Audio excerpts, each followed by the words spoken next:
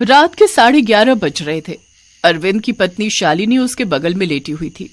अरविंद अपनी पत्नी की जुल्फों से खेल रहा था और उसे कह रहा था, जानती हो शालिनी, तुम्हारी जुल्फों को देखकर मेरा मन क्या करता है? क्या? मैं तुम्हारी इन काली घनी जुल्फों में कहीं खो जाऊं और किसी को भी ना मिलूं। अच्छा जी। अगर तुम खो जाओगे तो मेरा क्या होगा? तुम्हारे बिना मेरी हालत तो जल बिन मछली की तरह हो जाएगी। शालिनी अपनी बात कही रही थी, तभी अरविंद के फोन की घंटी बजी। अरविंद ने फोन उठाया। उधर से एक लड़की की आवाज आई, मिसिंग यू बेबी। क्या कर रहे हो? आओ ना, तुम्हारी बहुत याद आ रही है। इतनी रात को किसका फोन है? अपनी पत्नी शालिनी की बातों को सुनकर अरविंद थोड़ा घबरा गया और उसने फोन के स्पीकर को अपने हाथों से ढका और उससे कहा, ऑफिस से है। ये तुम्हारे ऑफिस वालों को रात को भी चैन नहीं है। अब धीरे बोलो शालिनी, किसी ने सुन लिया तो। उधर फोन के दूसरे साइड से फिर से आवाज आई, अरविंद क्या हुआ बेबी? तुमने मेरी बातों का जवाब नहीं दिया। नाराज हो क्या? आओ ना मेरे पास, मैं तुम्हारी सारी नाराजगी दूर कर दूंगी। इतना प्यार करूंगी कि तुम थक जाओ। अरविंद बिस्तर से उठा और ड्राइंग रूम में आ गया।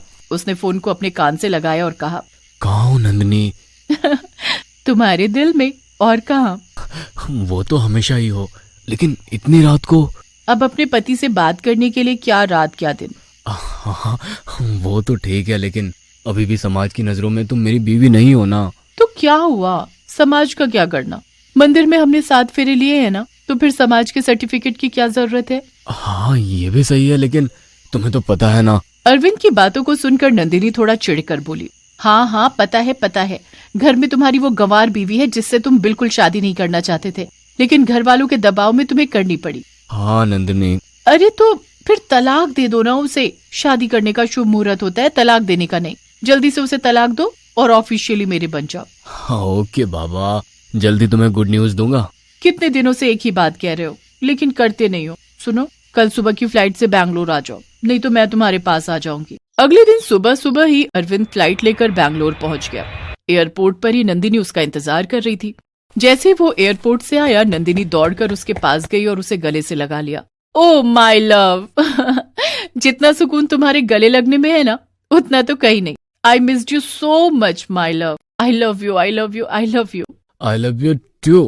अब क्या सारी मोहब्बत यहीं एयरपोर्ट पर ही कर लोगी, या घर के लिए भी कुछ बचा कर रखोगी? अरे क्या करूं, तुमको देखकर कंट्रोल ही नहीं होता ना। उसके बाद दोनों कार में बैठकर नंदिनी के घर की ओर निकल गए। पूरे 4 दिन अरविंद अपनी पत्नी से झूठ बोलकर नंदिनी के साथ रहा और 4 दिन दोनों खोए रहे एक दूसरे में। 4 दिन के बाद, क्या यार, 1-2 दिन और रुक जाओ ना। काश के रुक सकता, जाना होगा। वैसे मेरा मन तो बिल्कुल भी जाने का नहीं है।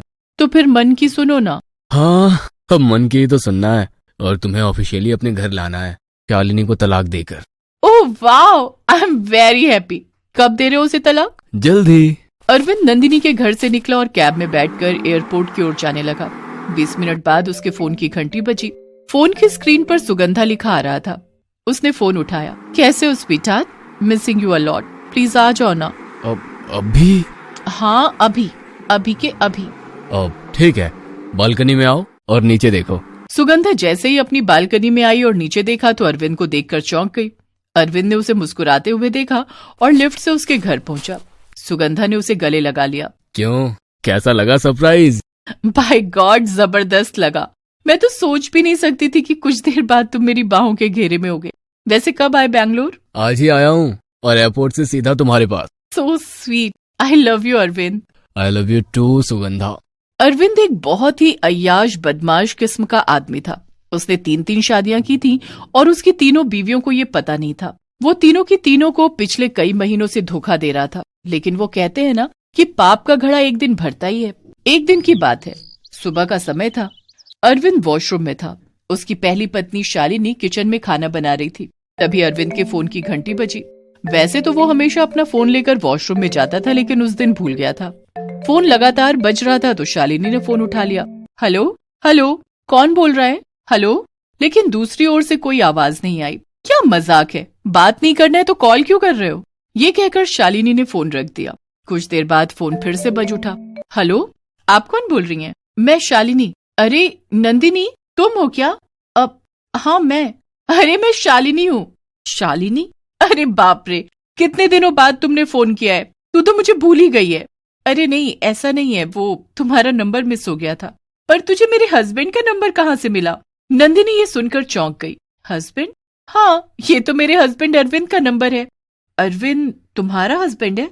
हाँ, तू जानती है क्या उन्हें? अरे नहीं, वो क्या है ना, मैं तुम्हारी शादी के समय देश से बाहर थी तो आ नहीं सकी थी, लेकिन अब आऊंगी। तू एड्रेस सेंड कर। ठीक है, मैं अपने नंबर से करती हूँ तुम्हें। ये तो अरविंद का नंबर है, वो वॉशरूम में है। शालिनी ने ये कहकर फोन रख दिया। नंदिनी शालिनी की मौसेरी बहन थी। शालिनी से बात करके नंदिनी का दिमाग घूम गया। शालिनी अरविंद की वाइफ है, पर वो तो कहता है कि उसकी वाइफ गंवार है, जबरदस्ती शादी हुई है उसकी। पर शालिनी तो अच्छी खासी पढ़ी लिखी और मॉडर्न है, मतलब कुछ तो पक रहा है। अरविंद झूठ बोल रहा है, लेकिन क्यों? इसका पता तो वहीं जाकर लगेगा। कुछ देर बाद नंदिनी के नंबर पर शालिनी का एड्रेस आ गया। उसने अगले दिन ही उसके घर जाने का प्लान बनाया। जब वो एयरपोर्ट पर फ्लाइट का वेट कर रही थी, तभी उसकी नजर सुगंधा पर गई। अरे सुगंधा, तू यहाँ बैंगलोर में? Nandini, what a pleasant surprise! कितने दिन बाद हम मिल रहे हैं। तू बैंगलोर कब आई? मैं तो यहीं रहती हूँ। अरे मेरा भी तो यहीं ट्रांसफर हो गया है। बता, एक ही शहर में रहते हुए दो बहनें मिल नहीं पा रही हैं। सच कहूं तो मैंने तेरा नंबर बहुत ट्राई किया, लेकिन हमेशा आउट ऑफ ऑर्डर आता था। ओहो, अरे मेरा नंबर बदल गया है। वैसे तू कहाँ जा रही है? हैदराबाद। अरे मैं भी वहीं जा रही हूँ कुछ पता करने। पता करने? लेकिन क्या? तब नंदिनी ने सारी बातें उसे बताई। अरे क्या नाम बताया तूने उसका? अरविंद। कोई फोटो है क्या उसकी तेरे पास? हाँ है ना। सुगंधा ने जैसे ही अरविंद की तस्वीर देखी, उसका चेहरा गुस्से से तमतमा गया। ओह माय गॉड, ये तो बहुत बड़ा फ्रॉड है। मुझे भी इस पर कुछ दिनों से शक हो रहा था और मैं भी इसकी असलियत का पता लगाने ही हैदराबाद जा रही थी। सुगंधा, ये आदमी तो बहुत शातिर है। हम तीनों मौसेरी बहनों को ठग रहा है, लेकिन अब इसकी पोल खुलेगी। हैदराबाद प्लेन के लैंड होने के तुरंत बाद वो पुलिस स्टेशन गए और इंस्पेक्टर मालती को सारी बातें बताई। इंस्पेक्टर मालती ने उनकी मदद का वादा किया और उनके साथ ही अरविंद के घर जा पहुंची। दरवाजा शालिनी ने खोला। दरवाजे पर अपनी दोनों बहनों को देखकर वो चौंक गई। ओह तेरी, आज तो मजा ही आ गया। तुम दोनों एक साथ मेरे घर, इसे कहते हैं सरप्राइज। अरविंद, देखो कौन आए हैं। तुम हमेशा पूछा करते थे ना अपनी सालियों के बारे में। अरविंद जैसे ही बाहर आया और उसने सुगंधा और नंदिनी को देखा तो उसके पसीने छूट गए। वो धम्म से सोफे पर बैठ गया। क्या हुआ जी? तबीयत तो ठीक है ना? ये आप पसीने पसीने क्यों हो रहे हैं? बोलो अरविंद। जीजा जी। चुप क्यों हो? बोलो, क्यों हो रहे हो पसीने पसीने? हाँ अरविंद जीजा जी, बोलिए ना। मुंह पर ताला क्यों लगा रखा है? बोलिए, सच सच बोलिए कि आप कितने ढीले कैरेक्टर के आदमी हैं। आप तीन तीन बहनों को एक साथ धोखा दे रहे हैं, तीनों के साथ गुलछर्रे उड़ा रहे थे। ये क्या कह रही हो सुगंधा? तब सुगंधा और नंदिनी ने सारी बातें उसे बताई। उनकी बातों को सुनकर शालिनी ने एक जोरदार तमाचा अरविंद को मारा। शालिनी, मैं तुम्हारा पति हूँ। चुप चुप करो, नहीं तो मार मार के मुंह तोड़ दूंगी। तुम हम तीनों बहनों को धोखा दे रहे थे। हम तीनों से शादी की तुमने। तुम्हारी असलियत तो कभी सामने नहीं आती अगर हम तीनों बहनें नहीं होती। तुम्हें तो अभी के अभी पुलिस के हवाले करना चाहिए।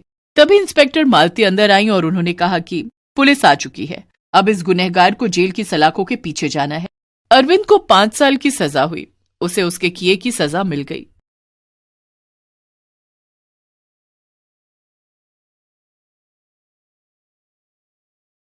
नंदिनी ने अपने पिता के मुंह से जो सुना उसे सुनने के बाद वो रोती हुई बोली, पापा, आप कैसे पिता है जो अपनी बेटी का घर बर्बाद करना चाहते हैं, उसके जीवन में कांटे बोना चाहते हैं, उसकी आंखों में आंसू देखना चाहते हैं।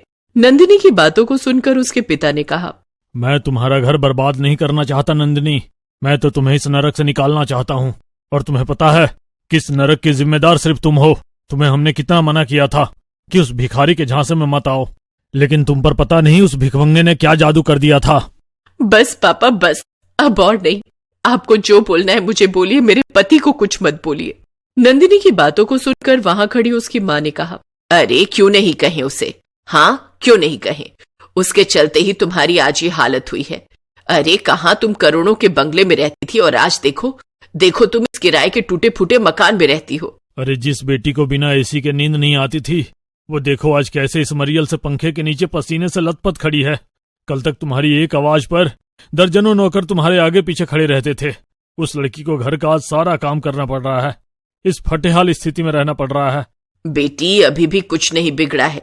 चल चल यहाँ से, इस नरक से चल, छोड़ दे उसे, चल। ये कहकर नंदिनी की माँ उसे खींचकर ले जाने लगी तो नंदिनी ने उनका हाथ छुड़ाते हुए कहा, माँ अब यही मेरा घर है, चाहे ये किराए का है, टूटा फूटा है, लेकिन अब यही मेरा स्वर्ग है। मुझे नहीं चाहिए एसी, नहीं चाहिए कार, नहीं चाहिए नौकर चाकर। देखिए, मुझे मेरे पति से दूर मत करिए, मैं आप लोगों के पैर पड़ती हूँ। अपनी बेटी के इस बर्ताव पर दोनों गुस्से में अपनी बेटी नंदिनी के घर से निकलकर बाहर खड़ी अपनी चमचमाती कार में बैठे और वहां से निकल गए। ड्राइवर, चलो चलो यहां से। कुछ ही सेकंड में कार हवा से बातें करने लगी। रोशन अग्रवाल के चेहरे पर गुस्सा साफ दिख सकता था। पुरानी बातों को सोचते हुए रोशन अग्रवाल अपने घर की ओर चल पड़ा। कुछ महीने पहले की बात है। नंदिनी अपने मोबाइल से अपने पापा को फोन करना चाह रही थी, लेकिन सिग्नल ही नहीं आ रहा था। सुनसान सड़क और रात का खौफ नंदिनी के चेहरे पर साफ दिख रहा था। उफ, क्या करूं, यहाँ आसपास कोई दिख भी नहीं रहा जिससे मदद मांगू। नंदिनी ये सोच ही रही थी कि तभी 3-4 लड़के उसे अपनी ओर आते दिखे।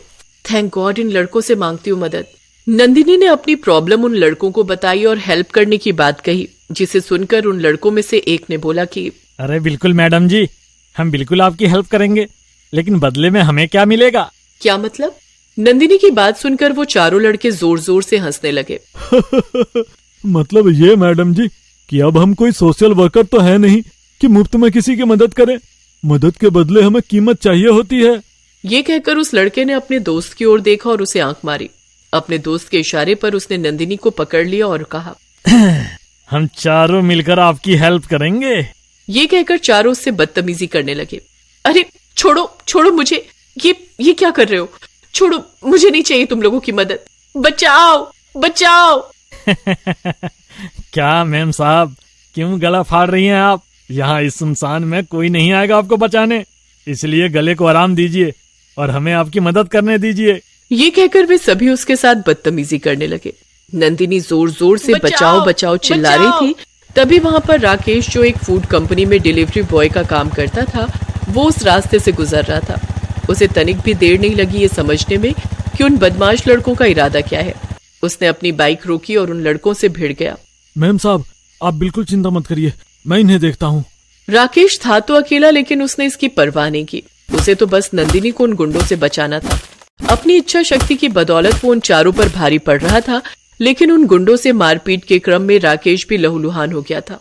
नंदिनी सहमी सी उन्हें देख रही थी। अचानक एक लड़के ने अपनी जेब से चाकू निकाला और तेरे चक्कर में हमारा ये हाल हो रहा है, रुक तुझे बताता हूँ। ये कहकर उसने नंदिनी के पेट में चाकू मार दिया। आह! नंदिनी सड़क पर गिरकर तड़पने लगी। नंदिनी की यह हालत देखकर राकेश की आंखें गुस्से से लाल हो गई। उसने उन चारों गुंडों को मार मार कर वहीं बेहोश कर दिया। फिर नंदिनी को किसी तरह अपनी मोटरसाइकिल पर बिठाकर अस्पताल पहुंचा। इनकी हालत बहुत खराब है, बहुत सारा खून बह गया है इनका। आप तुरंत ब्लड की व्यवस्था करिए, हमें इनका ऑपरेशन करना होगा। राकेश ने अपना ब्लड नंदिनी को दिया। नंदिनी की जान बच गई। इस बीच राकेश ने नंदिनी के घर वालों को कॉल भी कर दिया था। वो वहां तुरंत आ पहुंचे। वहां उन्हें पता लगा कि राकेश ने नंदिनी की जान बचाई है, तो उसका शुक्रिया कहने की बजाय, ये लो, ये तुम्हारा इनाम। तुम्हें शायद पता नहीं कि तुमने करोड़पति रोशन अग्रवाल की इकलौती बेटी की जान बचाई है। ये कहकर रोशन अग्रवाल ने नोटों की गड्डी राकेश की ओर बढ़ाई, जिसे देखकर, ये क्या कर रहे हैं साहब? मैंने किसी इनाम के लिए आपकी बेटी की जान नहीं बचाई, जो किया मानवता के नाते किया। अरे रख लो, इतने सारे पैसे एक साथ कभी देखे भी है तुमने? रोशन अग्रवाल की यह हरकत राकेश को बहुत अटपटी लगी, लेकिन उसने कुछ कहा नहीं और वो अस्पताल से अपने घर लौट आया। नंदिनी पूरी तरह से ठीक होकर घर तो आ गई, लेकिन राकेश के प्यार में पूरी तरह गिरफ्तार हो गई। जो लड़का किसी अनजान लड़की के लिए अपनी जान हथेली पर रखकर गुंडों से भिड़ गया, उससे अच्छा जीवन साथी मेरे लिए कौन हो सकता है। नंदिनी ने अपने दिल की बात एक दिन राकेश को बताई, लेकिन उसने कहा, मैम साहब, ये आप क्या कह रही हैं? मेरा आपका कोई मुकाबला नहीं।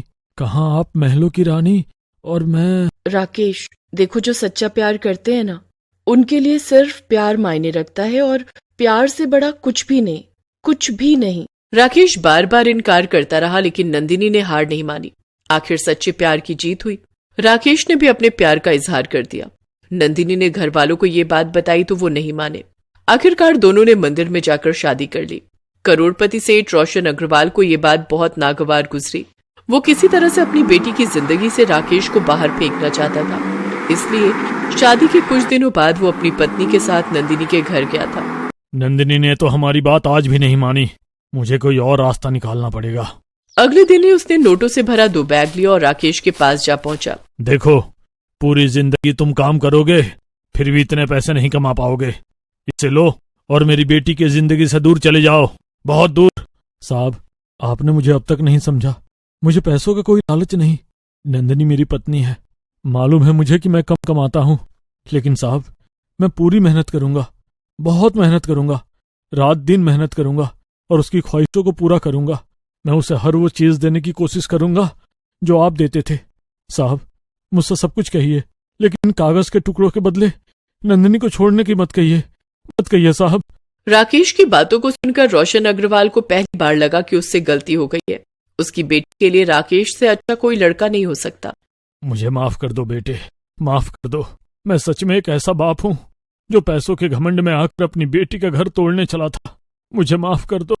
रोशन अग्रवाल की बातों को सुनकर राकेश ने उसे गले से लगा लिया